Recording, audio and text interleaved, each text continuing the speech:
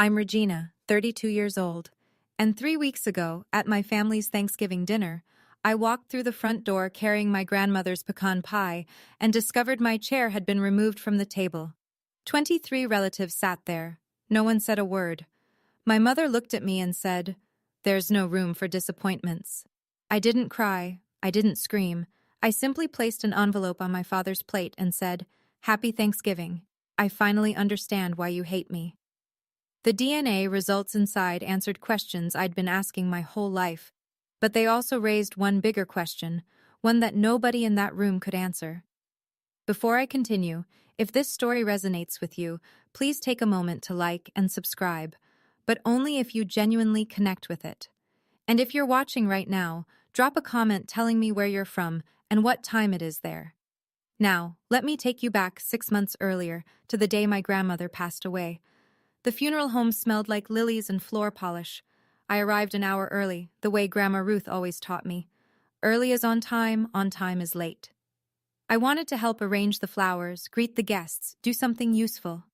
My mother was already there, directing the funeral staff like a general commanding troops. "Regina." She didn't look up from her clipboard. "You can stand by the entrance, greet people as they arrive." I thought I'd sit with the family.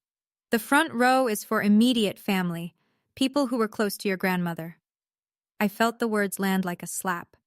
I'd spent every Sunday afternoon with Grandma Ruth for the past 5 years. I was the one who drove her to doctor's appointments. I was the one who held her hand when the hospice nurse explained what comfort care meant.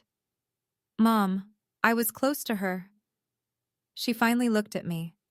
That familiar expression, not anger, not disappointment, just nothing, like looking at a stranger on a bus. "Clarissa is flying in from Boston. She needs the space. You understand." I understood. I always understood. The service was beautiful. My sister Clarissa cried elegantly in the front row, dabbing her eyes with a monogrammed handkerchief while our mother held her. I stood in the back, near the guest book, watching my family grieve together without me. Afterward, people filed past to offer condolences. I shook hands, accepted hugs from distant relatives who couldn't quite remember my name. Then the lawyer approached me. Gray suit, kind eyes, firm handshake. "Miss Seaton, I'm David Morris, your grandmother's attorney. She left something specifically for you." He paused. "But I'll need time to verify some details first. I'll be in touch." I watched him walk away, questions multiplying in my mind. What had Grandma Ruth left me? And why did it need verification? To understand that moment, you need to know what the previous 10 years looked like. I was 22, junior year at State, double majoring in English and business. Dean's List. Plans to go to law school, a future. Then my mother got diagnosed with stage 1 breast cancer. The family meeting was brief. Dad sat at the head of the table, Mom beside him, looking fragile for the first time in my life. Clarissa was 20, pre-med, already accepted into an accelerated program. "Someone needs to stay home and help your mother through treatment," Dad said. "Clarissa can't interrupt her studies. Medical school doesn't wait." Everyone looked at me. "I'll do it," I said. "Because that's what I did." I said yes. 2 years of chemotherapy appointments, radiation schedules, cooking meals Mom couldn't taste, cleaning bathrooms after she got sick, holding her hair back, until there was no hair left to hold. She recovered. Fully. The doctors called it a success story. When I asked about going back to finish my degree, Dad shook his head. "You're 24 now. What's the point? Get a job, help with bills." Clarissa graduated medical school 4 years later. The party had 60 guests, a catered dinner, a champagne toast. I washed dishes until midnight. I found the family photo albums once, looking for a picture of Grandma Ruth for her birthday card. Clarissa had an entire book dedicated to her achievements. Dance recitals, soccer trophies, graduation ceremonies. I counted 3 photos of myself. Baby picture, kindergarten, one blurry shot at Christmas where I was half cut off by the frame. I asked Grandma Ruth about it once. She held my hand and said something I didn't understand at the time. "Your mother has a secret, sweetheart, and until she faces it, she'll keep punishing you instead of herself." I should have asked what she meant. I didn't. Some questions you're not ready to hear the answers to. 3 weeks before Thanksgiving, My phone rang at 7 a.m. Miss Seaton? David Morris, your grandmother's attorney. I sat up in bed, heart suddenly racing. Yes? I apologize it's taken so long. Your grandmother's instructions were very specific. The envelope couldn't be released until 6 months after her passing. She wanted to give you time to grieve before facing what's inside. He paused. The waiting period ended yesterday. I have everything ready for you. 6 months. Grandma Ruth had planned even that. Separate from the estate? The will had been read 2 months ago. Mom got the house, Clarissa got the jewelry and a trust fund. I got a set of vintage teacups and a handwritten recipe book. This was held in a private safety deposit box. She gave explicit instructions, only to be opened after her passing and only to be delivered to you personally. I met him at his office that afternoon. The envelope was thick, sealed with red wax.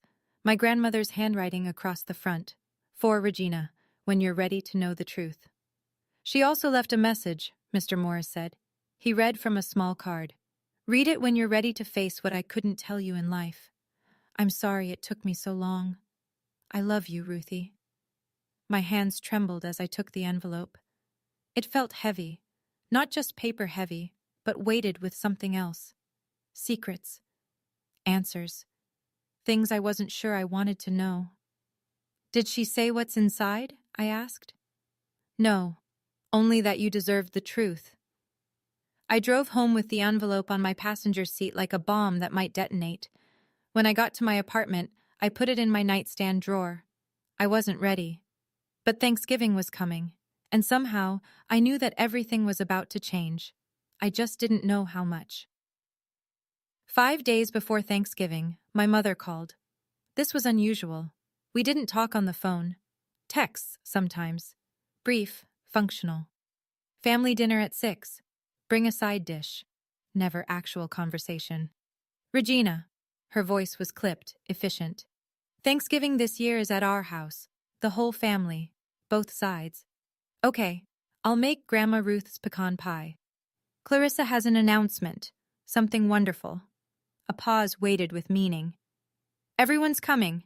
Aunts, uncles, cousins, 20-something people. This is important. I knew what she wasn't saying. Don't embarrass us. Don't be yourself. I'll be there. Good. Arrive an hour early. Someone needs to help set up the table. She hung up without saying goodbye. I sat with my phone in my hand, staring at nothing. Then I looked at my nightstand drawer. The envelope was still there, unopened. What was I so afraid of? I pulled it out, turned it over in my hands. The red wax seal. Grandma Ruth's familiar handwriting. When you're ready to know the truth. Was I ready? The next day, I found out what Clarissa's wonderful announcement was. She posted it on Instagram. A photo of herself cradling her very pregnant belly, a string of heart emojis, and the caption, Baby Ruth Seaton Wells arriving any day now. 3rd trimester glow is real. My perfect sister was having a perfect baby with her perfect lawyer husband. The family would celebrate. Champagne would flow. My mother would cry happy tears. And I would be there, invisible, passing the mashed potatoes. Something shifted in me then. A crack in the wall I'd built to survive. Maybe it was time to stop being invisible. That night, I opened the envelope. My hands shook as I broke the wax seal.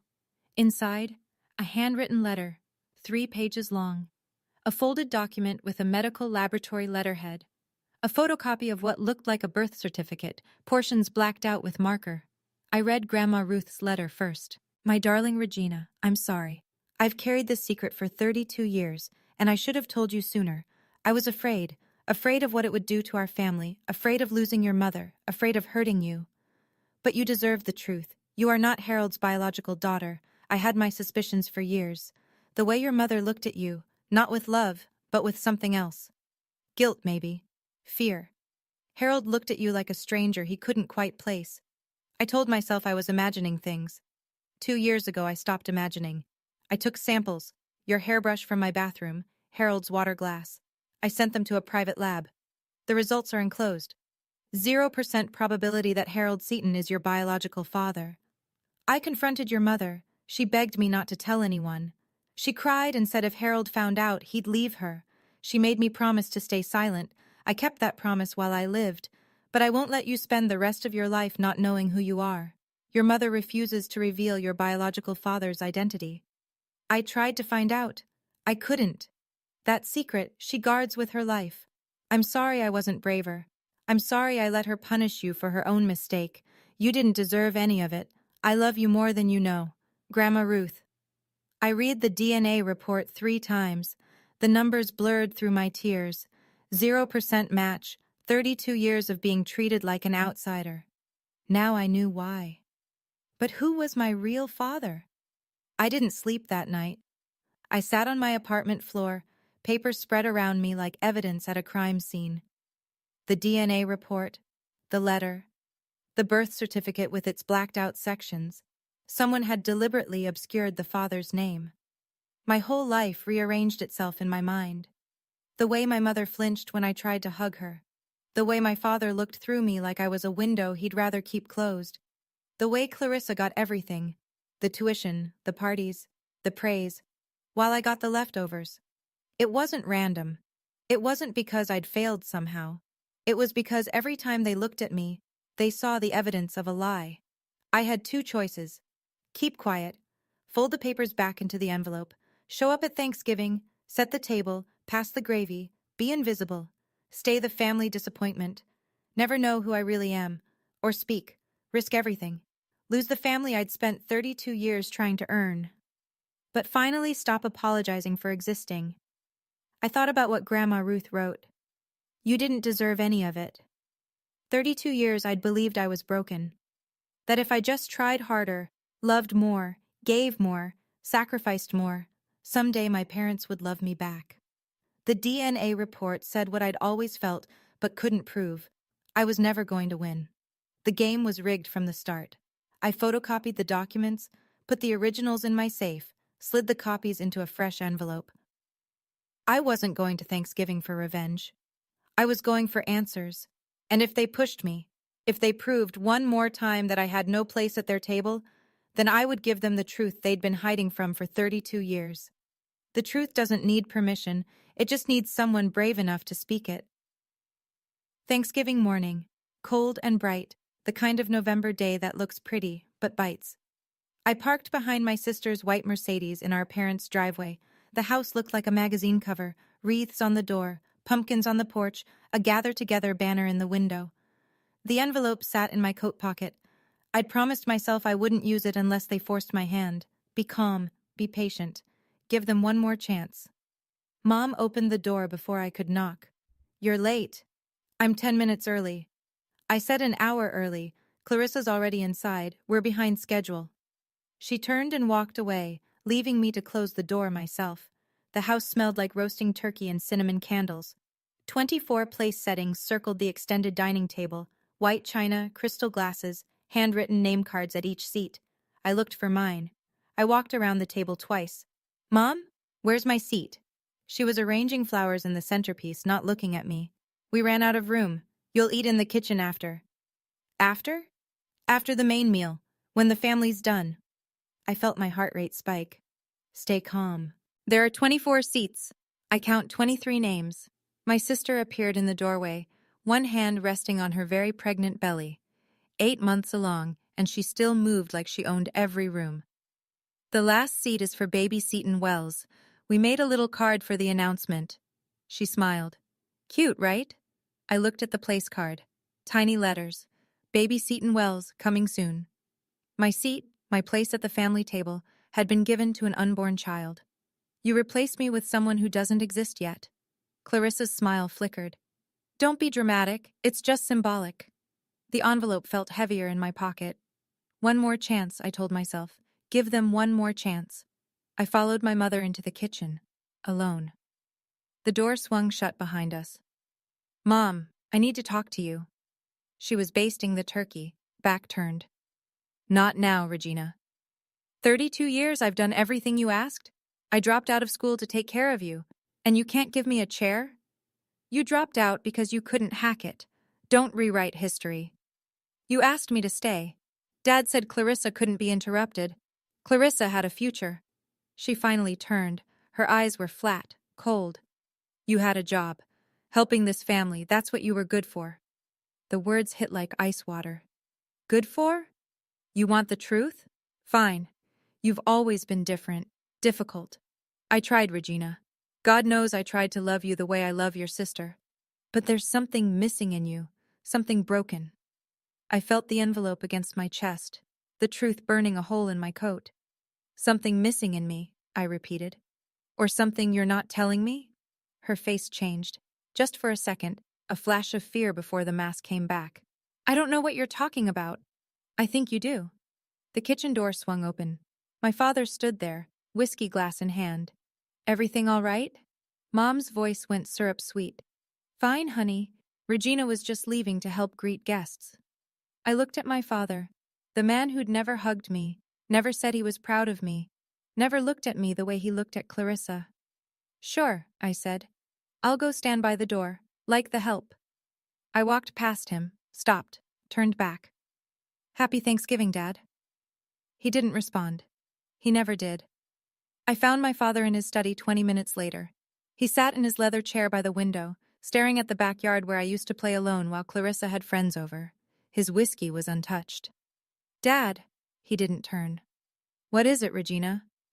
I don't have a seat at the table. Your mother handles the arrangements. And you're okay with that? Your own daughter eating in the kitchen like a servant? Silence. He swirled his drink. Ice clinked against glass. You're not... He stopped himself. I'm not what? He finally looked at me. And in his eyes, I saw something I'd never noticed before. Not hatred, not disappointment, just emptiness. Like looking at a wall where a picture used to hang. You're your mother's daughter, he said. She decides. I'm your daughter too.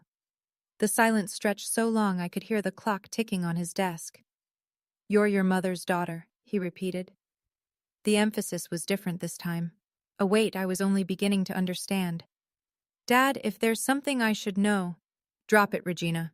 He turned back to the window. Today is about Clarissa. About the baby. Don't cause problems. I've never caused problems. That's the one thing I've never done. Then don't start now. I left his study with a new certainty crystallizing in my gut. My father knew something. Maybe not everything, but something. And he'd chosen silence over truth. Comfort over honesty.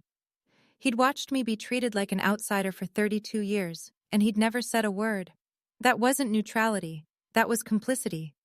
The guests would arrive soon. I could hear car doors closing in the driveway, voices calling holiday greetings. One more chance, I'd told myself. They were running out of chances. Aunt Margaret arrived at 2:15. I saw her through the living room window, my mother's younger sister, the one who sent me birthday cards with handwritten notes when everyone else forgot. She was 64, but moved like someone younger, silver hair cut short, kind eyes that always seemed to see more than she said. I opened the door before she could ring the bell. Regina. She pulled me into a hug, not the brief, performative kind my mother gave, a real one. How are you holding up? I'm fine. Sweetheart, I asked how you're holding up, not for the polite answer. Something in my chest cracked open. They didn't give me a seat at the table. Her jaw tightened. Of course they didn't. She looked past me into the house, toward where my mother was holding court in the living room. Diane hasn't changed. She never will. I lowered my voice. Aunt Margaret, before Grandma Ruth died, did she ever talk to you about me? About anything unusual? She went still, very still. Why do you ask? The lawyer gave me something, from Grandma. She said I deserved to know the truth. Aunt Margaret's eyes closed briefly. When she opened them, they were wet. She sent you the results, didn't she? My heart stopped.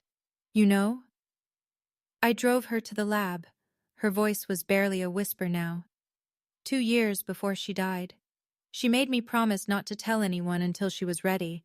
Then she got sick so fast and... Aunt Margaret, who is my real father? I don't know. Only Diane knows that. She gripped my hands. But whatever you're planning to do, Regina, be careful. Your mother has spent 32 years burying this. She won't let it come up without a fight. I'm not looking for a fight. No. She studied my face. You're looking for the truth. That's more dangerous. Aunt Margaret pulled me onto the back porch, away from the arriving guests. The November air bit through my sweater, but I barely noticed. Tell me everything. She rubbed her arms against the cold. It started about 3 years ago, right around when you started visiting her every Sunday. She finally had time alone with you, really alone. And she noticed things, the way you flinched when talking about your mother, the way you never mentioned your father with any warmth. She started asking questions. I thought I was imagining it. You weren't. Aunt Margaret's voice was soft. Ruth confronted Diane once, years ago when you were a teenager. Diane denied everything, screamed at her own mother, said Ruth was trying to destroy her marriage. They didn't speak for 6 months. But Grandma didn't give up. No, she waited, she watched, and 2 years before she died, she decided she needed proof. Aunt Margaret looked at me. She asked me to help. I didn't want to. It felt like betrayal, going behind my own sister's back. But Ruth said something I couldn't argue with. What? That child has spent her whole life being punished for a sin she didn't commit. If I don't find out the truth, she never will. My throat tightened. Even after death, Grandma Ruth was still fighting for me. We got the samples about 18 months before she passed, Aunt Margaret continued. Hair from your brush when you visited, water glass Harold used at a family dinner. Ruth sent them to a private lab. When the results came back, she wanted to tell you immediately. But then she got her diagnosis, and she was afraid of leaving you alone with that knowledge while she was dying. So she set up the delay with the lawyer. 0%, she nodded. Ruth confronted Diane one last time. Diane fell apart, begged on her knees, said if Harold found out he'd leave her, said it would destroy Clarissa. She made Ruth promise to take the secret to her grave. But Grandma couldn't do it. She couldn't let you spend your whole life in the dark. Aunt Margaret squeezed my hand. She loved you so much, Regina, more than you know. By 3 o'clock, the house was full.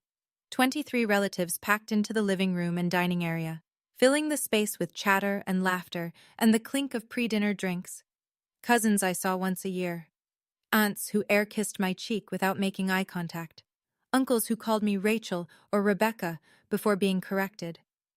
I stood by the kitchen doorway, watching my family celebrate without me. My father tapped his wineglass with a fork. The room fell silent. Before we sit down, he said, I want to say how grateful I am for this family. For my beautiful wife Diane, who made this meal possible. For our daughter Clarissa, who makes us proud every day. He raised his glass toward my sister. And for my soon-to-be grandchild, who we already love more than words can say. No mention of me, not even a glance in my direction. Clarissa stood up, radiant in a cream-colored dress that showed off her baby bump. Her husband Marcus put his arm around her. Thank you all for being here, she said. We have an announcement, though I'm sure most of you already saw on Instagram. Light laughter. We're expecting, due any day now, and we've decided to name the baby Ruth after our grandmother. The room erupted in applause. My mother's smile flickered, just for a second, before she wiped what looked like happy tears. Everyone hugged Clarissa. I stood frozen. They were naming the baby after Grandma Ruth. I watched my mother's face carefully. She hadn't known about this. Clarissa had probably announced it to surprise her, thinking it would be sweet. The irony was so thick I could choke on it. My mother was trapped. She couldn't object without explaining why, and she couldn't explain why without revealing everything. For once, Clarissa's thoughtlessness had backed our mother into a corner. Aunt Margaret caught my eye across the room. Her expression said, "Not yet. Be patient." But patience was getting harder by the minute. "Regina," my mother's voice cut through the noise. "Guests are seated. Go to the kitchen and make sure the serving dishes are ready. Let the adults enjoy the meal." Let the adults enjoy the meal. I was 32 years old. I need to pause here for a moment, because I know some of you understand exactly what I'm feeling right now. Have you ever stood at the edge of a family gathering, watching everyone else belong, wondering why you never could? If you have, comment "I understand" below. And if you haven't subscribed yet, now's the time, because what happens next changes everything. Let me tell you about the toast. The toast started innocently enough. Clarissa stood at the head of the table, sparkling cider in hand, no alcohol this close to her due date. Pregnancy glow in full effect. 23 faces looked up at her adoringly. I stood in the kitchen doorway, dish towel over my shoulder like a uniform. "I want to thank everyone for being here," she began. "Especially Mom and Dad, who sacrificed so much to give me every opportunity. The piano lessons, the private school, the medical degree." She laughed. "I know I wasn't cheap." Polite chuckles around the table. "And I want to acknowledge someone else." She turned toward me. My heart lifted for one stupid, hopeful second. "My sister Regina, who stayed home when Mom was sick so I could pursue my dreams." The room made sympathetic noises. I waited for the rest, the gratitude, the recognition, something. "Every successful family needs someone who stays behind," Clarissa continued. "Someone to hold down the fort while the rest of us reach for the stars. Regina is that person. She's our foundation." Foundation. The thing people stand on, walk over, never see. "So thank you, Regina, for being—" She paused, searching for words. "Reliable, steady, you know, the dependable one." More murmurs of agreement. An aunt nodded sagely. "Every family needs a Regina." Clarissa raised her glass. "To family!" "To family," everyone echoed. I didn't raise anything. My hands were full of serving dishes I'd been carrying when she started her little speech. Dependable, reliable, steady, not smart, not accomplished, not loved, just useful. My mother caught my eye and smiled, the kind of smile that said, "See how generous we are, acknowledging you at all." The envelope in my pocket felt like it was burning through my coat. Not yet, I told myself, but soon. I retreated to the kitchen to reload serving dishes. Through the crack in the door, I could hear the conversation at the table. "Such a shame about Regina." That was Aunt Barbara, my mother's cousin from Philadelphia. "Diane told me she just couldn't finish school, some kind of anxiety issue." "I heard it was motivation," another voice added. Uncle Thomas. "Some people just aren't cut out for academics." "She's still single, isn't she?" a cousin's wife I barely knew. 32 and never married. Diane said she's too difficult, scares men away. My mother's voice floated above the others, sweet as poisoned honey. "I've tried to help her. God knows I've tried. But Regina has always been different. Even as a child, there was something not quite right. I used to pray she'd grow out of it." "You're a saint, Diane, dealing with that for so many years." "We do what we do for our children, all of them." I pressed my back against the kitchen wall, hands shaking. She'd built this narrative for decades, the disappointing daughter, the difficult one, the one who couldn't quite measure up. It wasn't random cruelty, it was strategy. If anyone ever questioned why she treated me differently, the answer was already in place. Poor Diane, stuck with such a troublesome child. Poor Diane, who tried so hard but Regina just wouldn't cooperate. The truth never had a chance against a story that comfortable, that convenient. I thought about all the family gatherings where I'd felt judgmental eyes on me, all the whispered conversations that stopped when I entered a room, all the pitying looks from relatives who thought they knew who I was. They didn't know me. They knew my mother's version of me. And tonight, that version was going to die. After the main course, I carried out Grandma Ruth's pecan pie. I'd spent hours on it, her exact recipe, handwritten on a card stained with decades of kitchen love. The lattice crust was golden brown. The filling smelled like cinnamon and memory, and the only person in this family who'd ever loved me without conditions. I set it on the table. The conversation paused. "What is that?" My mother's voice was sharp. "Grandma Ruth's pecan pie, her recipe." I didn't put that on the menu. I thought for the baby. Clarissa said they're naming her Ruth. It seemed fitting. The silence stretched like a held breath. Clarissa exchanged a look with my mother. "That's sweet," Clarissa said carefully. "But we actually have a dessert catered from Henri's Bakery. 3-tier pumpkin cheesecake." "There's room for both," I said. My mother stood up. "Regina, take that to the kitchen. We don't need it. It's Grandma's recipe. She taught me herself." I said we don't need it. Her voice rose, heads turned. "You don't have a seat at this table.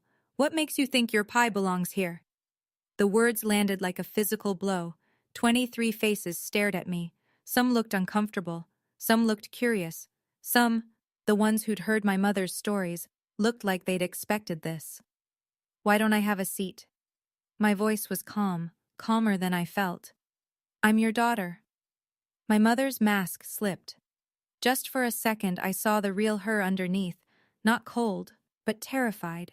Then it snapped back into place. You are a disappointment, she said, loud enough for everyone to hear. You've always been a disappointment, and there is no room at this table for disappointments. The room went silent. Nobody defended me. Nobody said a word. I stood there for a long moment. The pie in my hands. 23 pairs of eyes on my face. Something inside me, the thing that had kept me quiet for 32 years, that had made me believe if I just tried harder, loved more, gave more, they would finally accept me. That thing cracked open and fell away. I set the pie down gently on the table. 32 years, I said. My voice didn't shake. I have spent 32 years trying to understand why you hate me. Why I could never be good enough. Why Dad looked at me like a stranger. Why you gave Clarissa everything and gave me scraps. Regina! My father's voice, warning. I dropped out of school because you asked me to. I took care of you through cancer because you needed me. I showed up to every holiday, every dinner, every event where you treated me like the help. And I never once asked why. I reached into my coat pocket. Grandma Ruth asked. She wanted to know why her granddaughter was being punished for something she didn't do. My mother's face went white. She found out. I pulled out the envelope. And she made sure I would too. What is that? Clarissa's voice was high, nervous. I walked to my father's place at the head of the table. He looked up at me, that same empty expression I'd seen my whole life, but now with something new underneath. Fear. I placed the envelope on his plate. Happy Thanksgiving, Dad. I kept my voice steady. I finally understand why you hate me, because I'm not your daughter. The room erupted, but I wasn't done. The DNA results are inside, 0% match. And the real question isn't who my father is. I looked at my mother. It's why you punished me for your mistake. My father's hands trembled as he opened the envelope. The room had frozen, forks suspended, wine glasses forgotten, 23 people holding their breath. Somewhere, a clock ticked. The turkey grew cold. Dad pulled out the papers. His eyes moved across the page. I watched the color drain from his face, starting at his forehead and moving down like a tide going out. What is it? Clarissa stood up. Dad, what does it say? He didn't answer. He just stared at the paper, at the numbers, at the laboratory seal that made it official. Harold? My mother's voice cracked. Harold, listen to me. 0%. His voice was barely a whisper. Probability of paternity, 0%. Gasps around the table. Someone dropped a fork. Aunt Barbara's hand flew to her mouth. That's impossible, Clarissa said. That's a fake. Regina made it up to get attention. Your grandmother sent it through her lawyer, I said. The laboratory records are authentic. Aunt Margaret was there when she collected the samples. Every head turned to Aunt Margaret. She sat very still, then slowly nodded. Ruth made me promise not to say anything while she was alive. But Regina deserves the truth. This is ridiculous. My mother slammed her palm on the table. I am not going to sit here and listen to lies from my own daughter. They're not lies, Diane. My father's voice was hollow. I've known. Not everything, but I suspected. For years. The room went completely silent. My mother's face contorted. First shock, then fear, then something darker. The mask she'd worn for 3 decades was crumbling in real time. I wasn't sure, Dad continued. But I knew something was wrong. He looked at me for the first time. Really looked at me. I didn't want to know. So you chose to hate me instead, I said. He had no answer. My mother started crying, not quiet tears, loud, theatrical sobs, the kind designed to attract attention and sympathy. She'd perfected this technique over decades.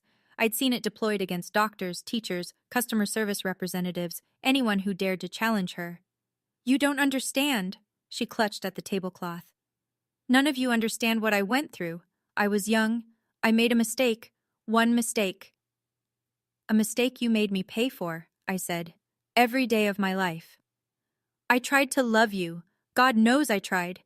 She looked around the table, seeking allies. But every time I looked at you, I saw what I'd done. It was too hard. Don't you see? I'm the victim here. Aunt Margaret stood up. Her voice was steady and cold. Diane, you had an affair. You got pregnant. You lied to your husband and let him raise another man's child. And when that child became a daily reminder of your guilt, instead of dealing with it, you abused her. I never abused anyone. You denied her love. You denied her a place at your table. You told everyone who would listen that she was broken, difficult, a disappointment, so that no one would ever believe her over you. Murmurs around the table, people shifting in their seats. The cousins and aunts and uncles who'd spent years accepting my mother's version of events were seeing it differently now. That's not abuse, Clarissa protested, but her voice was uncertain. That's just family dynamics. Family dynamics? I almost laughed. She stole my childhood, my education, my self-worth. She turned me into a ghost in my own home, and she did it on purpose. My mother's sobs intensified, but I noticed something. Nobody was comforting her. For the first time in 32 years, nobody was on her side. My father sat motionless, the DNA report still in his hands. Dad? Clarissa's voice shook. Dad, say something. This doesn't change anything. You're still my father. Regina is still... When did you know? I cut her off, staring at him. When did you first suspect? He was quiet for a long time. The whole room waited. You were 5 years old, he finally said. You fell off your bike, needed stitches. The doctor mentioned your blood type, O negative. Diane and I are both A positive. He set down the papers. I looked it up. That shouldn't be possible. You knew since I was 5? I didn't know. I suspected. I convinced myself there must be an explanation. He couldn't meet my eyes. It was easier to doubt than to know for certain. Easier for who? My voice cracked. For you? It wasn't easier for me. I know. You watched her treat me like nothing for 27 years. You never said a word. You never protected me. I know. You let me think something was wrong with me, that I wasn't good enough, that I didn't deserve to be loved. I know. His voice broke. I'm sorry. Is that why you chose me? The question came out before I could stop it. When Mom got sick, you picked me to drop out, not Clarissa, because I wasn't really yours. He couldn't meet my eyes. That was answer enough. I told myself it was practical, he said quietly. Clarissa's career was more important. But deep down, yes. I protected her because she was mine. I sacrificed you because you weren't. The honesty was brutal, but at least it was honest. 2 words earlier, and now this confession. 27 years since he first suspected, 32 years of my life, and only now was he being real. Sorry doesn't give me back my childhood. Sorry doesn't erase the nights I cried myself to sleep wondering what I did wrong. Sorry doesn't fix anything. He looked at me, finally, fully, and I saw tears in his eyes. Harold Seaton, who never showed emotion, who raised me with cold indifference, was crying. I don't expect forgiveness, he said. I just wanted you to know. It was never about you. It was about my own cowardice. You deserved better. I nodded slowly. Yes, I did. I turned to my mother. The crying had stopped. She sat rigid in her chair, mascara streaking her cheeks, looking suddenly older than her 58 years. Who is my father? Don't, she whispered. Regina, please. You owe me this. After everything, tell me who he is. I can't. Can't or won't. Her jaw tightened. That flash of steel I knew so well, the Diane Seaton who always got her way, who controlled every narrative, who never lost a battle in her life. I will take that secret to my grave. Why? I stepped closer. Is he someone I know? Someone in this room? Murmurs rippled through the guests. People looked at each other nervously. Don't be ridiculous. But her voice wavered. Is he alive? Does he know I exist? Enough! She slammed her hands on the table. I made a mistake 33 years ago. I have paid for it every single day since. I will not drag another person into this disaster. Another person? I caught the word. You mean him. You're protecting him. I'm protecting everyone. You're protecting yourself. You always have. Aunt Margaret spoke up. Diane, the girl deserves to know who her father is. Stay out of this, Margaret. You've done enough damage. I studied my mother's face, the fear, the defiance, the desperation. She wasn't just hiding a name, she was hiding something bigger, something that would make this worse. Fine, I said. Keep your secret. I'll find him myself. Her eyes widened. You can't. I can. DNA databases, genealogy websites, private investigators. One way or another, I'll know. I picked up Grandma Ruth's pie from the table. Enjoy your Thanksgiving. I turned toward the door. Behind me, I heard my mother's voice, barely a whisper. If you find out, you'll wish you hadn't. I didn't stop walking. Before I tell you what happened next, I want to know what you think. Who do you believe my real father is? Someone my mother worked with? Someone from the family? Comment your theory below. I read every single one. If you're new here and this story has you hooked, hit subscribe and the notification bell. Because the aftermath of that Thanksgiving, it changed everything. Let me tell you about the fallout. I walked to the front door, Grandma Ruth's pie in my hands, 23 pairs of eyes on my back. Clarissa caught up with me in the hallway. Regina, wait. She grabbed my arm. Her face was blotchy, mascara running.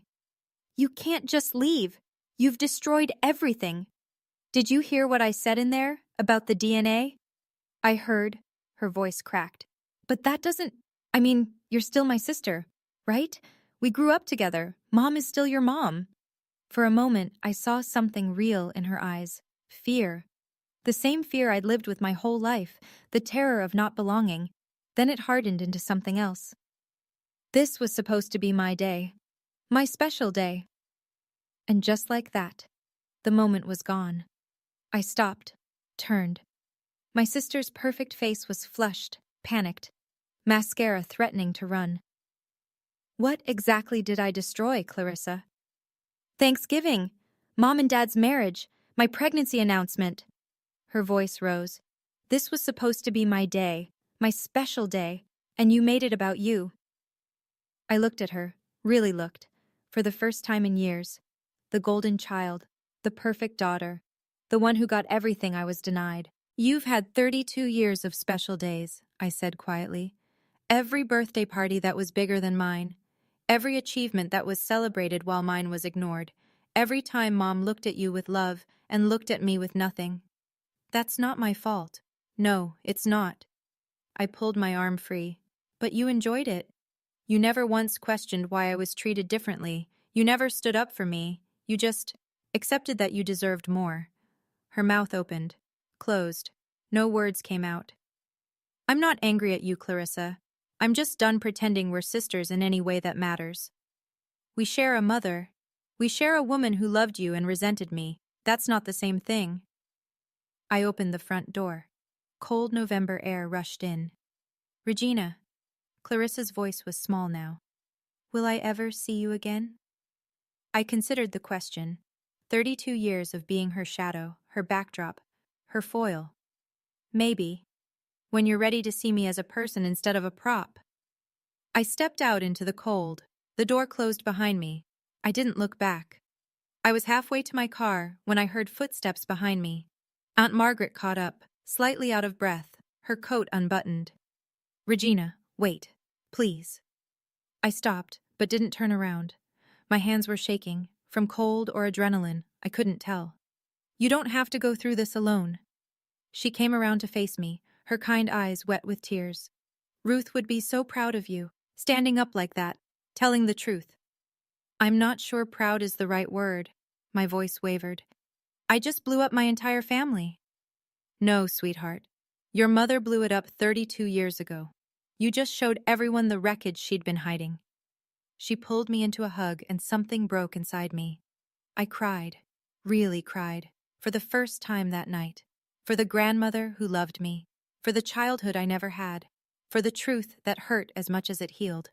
What do I do now? I whispered. Aunt Margaret pulled back and reached into her coat pocket. She handed me a folded piece of paper. Ruth wanted you to have this.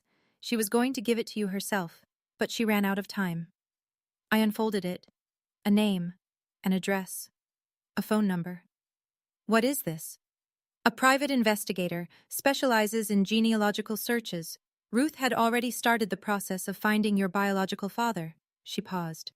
She narrowed it down to 3 possibilities before she got too sick to continue. 3? One died in 2015. One lives in Europe. She pointed to the address. One lives 20 minutes from here.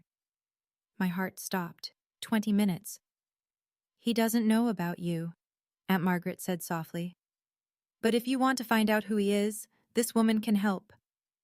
I clutched the paper like a lifeline.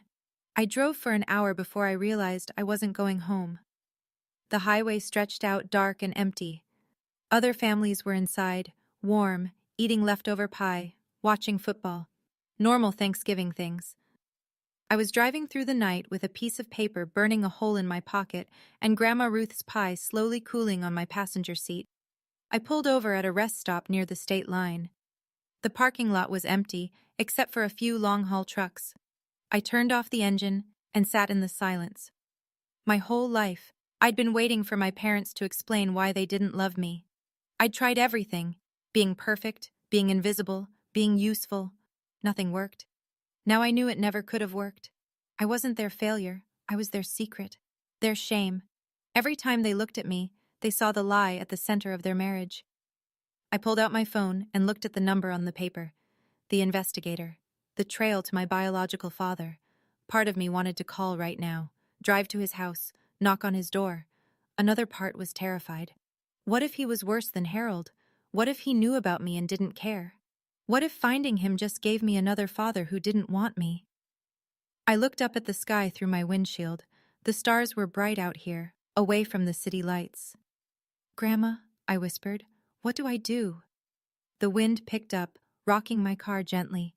I thought about what she'd written in her letter. You deserve to know who you are. Maybe that was the answer. Not what I would find, but who I would become in the searching. I turned the car back on. I still didn't know where I was going, but for the first time, I was the one driving. 1 week after Thanksgiving, my phone buzzed with a text from Aunt Margaret. Your father filed for divorce this morning. Thought you should know. I stared at the message for a long time. 35 years of marriage, ended with a courthouse filing. Over the next few days, the updates trickled in. Harold had moved into a hotel downtown. He'd hired a lawyer, a good one, apparently. Diane was claiming the DNA test was inadmissible, that I'd fabricated it for attention, that she was the victim of a coordinated attack. Nobody was buying it. The family is splitting, Aunt Margaret told me over coffee that Saturday. Barbara called to apologize for all the things she said about you over the years. Said she feels sick about it. Thomas wants to have lunch with you, says he judged you unfairly. Now they believe me. Now they can't pretend they don't. She stirred her coffee. Your mother called me 17 times yesterday. She's losing the narrative, and she doesn't know how to function without it. My phone buzzed again. Clarissa, the 7th call this week. I let it go to voicemail, then read the transcript. Regina, please call me back. I'm 8 weeks pregnant and my parents are getting divorced and you won't talk to me. This stress isn't good for the baby. Whatever I did, I'm sorry, okay? Just, please. I deleted it. That's cold, Aunt Margaret observed. She's not sorry for what she did. She's sorry she's uncomfortable. I put my phone away. There's a difference. There is. Aunt Margaret nodded slowly. What about Harold? He called the bookshop looking for you. I know. Are you going to talk to him? I thought about it. The man who knew or suspected and chose silence. The man who let me suffer to protect his own comfort. Eventually, when I'm ready. If I was ever ready. 2 weeks after Thanksgiving, Harold found me. I was shelving books in the biography section when I heard the bell above the door. Something made me look up. He stood in the entrance, smaller than I remembered. Older. His coat hung loose on his shoulders like he'd lost weight. Regina. His voice was hoarse. Can we talk? I led him to the coffee corner at the back of the shop. We sat across from each other at a small table, Two people who'd lived in the same house for 18 years and never really known each other. "I'm not going to make excuses," he started. "What I did, what I didn't do, was wrong." "When you suspected," I said, "when you first doubted I was yours, what stopped you from finding out for sure?" He stared at his hands. "Fear. If I knew for certain, I'd have to do something about it. Leave Diane, tear the family apart, face what it meant about my marriage." "So you punished me instead?" "I told myself I wasn't. I told myself I was just keeping my distance, being fair." He laughed bitterly. "Fair. I convinced myself that treating you like a stranger was fair. It wasn't." "I know." He looked up at me, eyes red-rimmed. "You were a child, Regina. You didn't ask to be born into this mess, and I made you carry the weight of my own cowardice." I felt something shift inside me. Not forgiveness, not yet, maybe not ever, but something like acknowledgement. "There's something you should know," he said, reaching into his jacket. "After Thanksgiving, I couldn't sleep. I went through old boxes in the garage, things from when Diane and I first got married. I found her work albums from the accounting firm." He slid a photograph across the table. A company picnic, summer 1992. My mother in a sundress, laughing at something off camera, and next to her, his hand almost touching her shoulder, a young man with dark hair and kind eyes. "James Martin," Harold said. "He was an accountant there. I remember being jealous of how often she mentioned him. Then she got pregnant with you, and he transferred away, and I told myself I was being paranoid." I picked up the photo, and the world tilted sideways. The photograph showed a young man in a business suit, dark hair, kind eyes, a smile that looked vaguely familiar. "James Martin," Harold said. "He was an accountant at the firm where your mother worked as a secretary. They were close for about a year before she got pregnant with you." I couldn't stop staring at the photo. Something about the eyes, the set of the jaw. "Does he know about me?" "I don't think so. He transferred to another company before Diane started showing. According to what I found, they never spoke again." I turned the photo over. Nothing on the back. "Why are you giving me this?" Harold was quiet for a long moment. "Because Ruth was right. You deserve to know who you are. And because—" He took a breath. "Because it's the only thing I can give you that might matter." I thought about the investigator's information in my apartment. The 3 possibilities. One dead, one in Europe, one 20 minutes away. "Where does he live?" "Maple Street. About 15 minutes from here." Harold's voice was steady. "He's 62, retired last year. Never married, no other children." He paused. "I don't know what that means, or if it means anything." I tucked the photo into my bag. "Thank you," I said, "for this. I know it doesn't make up for anything." "No, it doesn't." I stood up. "But it's a start." He nodded, accepting that. I walked him to the door. Before he left, he turned back. "Regina, whatever you find out, whoever he is, I hope he's better than me." That's a low bar. "I know." He almost smiled. "Happy hunting." I watched him walk away into the winter afternoon, smaller than I'd ever seen him. Then I pulled out the photo and looked at it again. James Martin. Was he my father? There was only one way to find out. 1 month after Thanksgiving. My 33rd birthday came and went last week. Aunt Margaret baked a cake shaped like a stack of books, and for the first time in memory, I actually celebrated. I'm sitting in my new apartment, a studio above a bakery on Oak Street, 3 blocks from Aunt Margaret's house. The walls are bare except for one photograph, me and Grandma Ruth at my 8th birthday party. The only picture from my childhood where I'm genuinely smiling. Things are different now. I enrolled in community college, evening classes, twice a week. Business administration. The degree I never got to finish. My professor is younger than me. I don't care. The bookshop gave me more hours. The owner, Mrs. Patterson, told me she'd always wanted to make me assistant manager but thought I wasn't interested. "You seemed so beaten down," she said. "Like you didn't believe you deserved more." She was right. I didn't. I'm learning to. Clarissa had her baby last week. A girl. They named her Ruth, like they said they would. My mother called to tell me, first time we'd spoken since Thanksgiving. Your niece was born, she said, voice carefully neutral. I thought you'd want to know. Congratulations, I said. I hope she's healthy. She is. 7 pounds 4 ounces. Clarissa wants you to come visit. I'll think about it. Regina. I'll think about it, Mom. I hung up. I didn't feel guilty. That's new for me. The investigator's number is saved in my phone. I've called 3 times now. She confirmed what Harold told me. James Martin, 62, lives on Maple Street. Retired architect. No family of his own. I haven't gone to see him yet. Some days I think I'm ready. Other days the fear wins. But I'm not giving up. I'm just taking my time. For the first time in my life, I have all the time I need. Nobody's making me rush anymore. Last night, I read Grandma Ruth's letter again. I've read it so many times the paper is soft at the creases, the ink starting to fade where my fingers have touched it most. But there's one part I keep coming back to. A postscript I almost missed the first time, written in smaller letters at the bottom of the last page. P.S. Regina, I want you to remember something. You were not a mistake. You were not a punishment.